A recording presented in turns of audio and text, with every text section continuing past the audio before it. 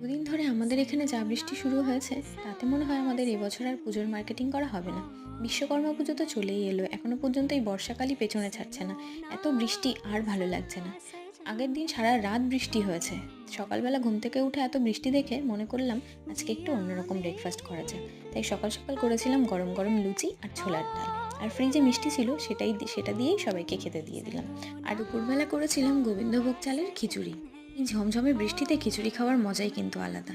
আর জানো তো, আমি যখনই খিচুড়ি রান্না করি বৃষ্টির সময় তখনই কিন্তু রোদ উঠে যায়। সেই আশা নিয়েই আজকেও খিচুড়িটা রান্না করছিলাম। আর বর বলছিল তাড়াতাড়ি খিচুড়িটা করো, এখনই রোদ উঠলো বলে।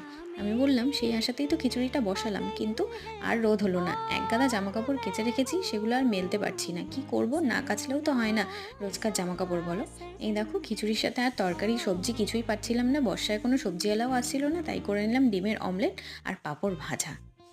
তোমাদের ওখানেও কি এরকম বৃষ্টি